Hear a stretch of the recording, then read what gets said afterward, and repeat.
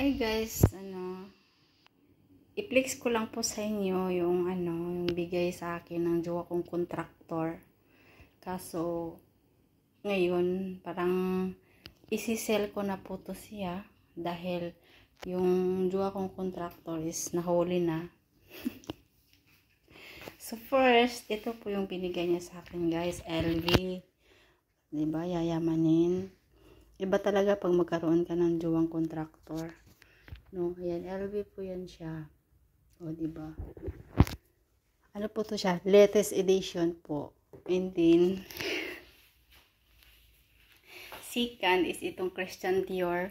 Itong Christian Dior, guys, never ko pa talaga to siyang ginamit dahil nga ayaw kong magasgasan. Alam nyo naman, pag maingat din ako sa gamit ko. And then ito, bago lang to binili sa sa jowa ko ring DPWH. Kaso yun nga, nagkabulgaran na, nagkabistuhan na. So yung mga yaman-yaman, parang i-confiscate na nga to. Kaya takot na rin akong lumabas. Ito kasama din to sa binigay ng jowa kong DPWH. Kaya kung magkaroon kayo ng jowa guys, isipin nyo talaga muna kung Then ito siya, bago lang din itong binigay. I mean ito pa pala. So ito, maganda sana siya.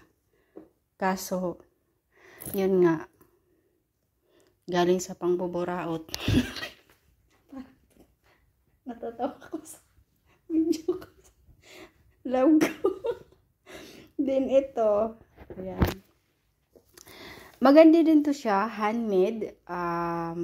Bigay to ng yung admirer kong siya, liborer.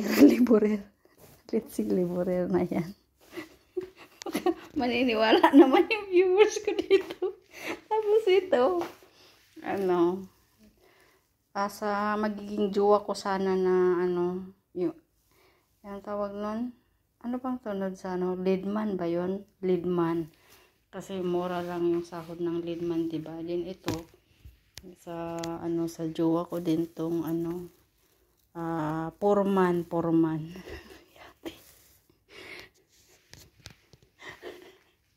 Tapos ito sa nakalimutan ko kasi nung nagbigay nito, pero parang din to nasa construction worker din nagtatrabaho.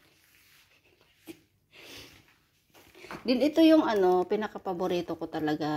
Alam niyo naman, lagi niyo nakikitang sinusuot ko to, 'di ba? Yun yung brown ko. Ayan. Bigay yan ng ko, ng bossing ko first when I hear. So yung ibang mga binigay sa akin ng jowa kong congressman, nagkaroon din ako ng jowang speaker, pero yun na pinadispose ko na para hindi magkahalata ba. Mas okay yung i-dispose mo na baka maki-confiscate pa, di mo mapakinabangan lalo. So ayan, yun yung natira.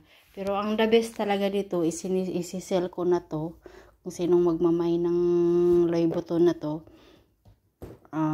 Parang matagal na to binigay sa akin. 2019, pero di ba nandito pa buhay na buhay pa siya. Maganda siya pang travel guys. Sa ko lang sa inyo kasi marami po siyang malalagay sa loob. Tapos may sling siya na ganito. May ganun siyang sling. Ano ba tong mga laman nito? Mga bubot. Ayan, may sling siyang ganyan. Pwede siyang i-shoulder bag, pwede mo lang din siyang i-hand carry. So ayan, maganda siya. Maganda yung Louis Vuitton na yan. So ito ang pinaka the best, yung Christian Dior. Kasi maganda rin siya sa pang travel. Marami siyang malalagyan na laman dyan sa loob. But hindi ko to siya susuotin, hindi ko to siya gagamitin. Baka mahirap na sa airport pa lang. Anuhin na ako ng mga alam nyo na, pag galing sa Kurakot, sa airport pa lang, kino-confiscate na. Pero ito yung choose ko na parang gagamitin ko sa pag-uwi para simple lang, ano, 'di ba? Ayan. Thank you for watching, guys. Ayan, sinishare ko lang sa inyo para may idea kayo na bago kayo umuwi ng Pilipinas, huwag yung gagamitin yung mga bigay ng contractor. Okay? And yan, see you for the next vlog.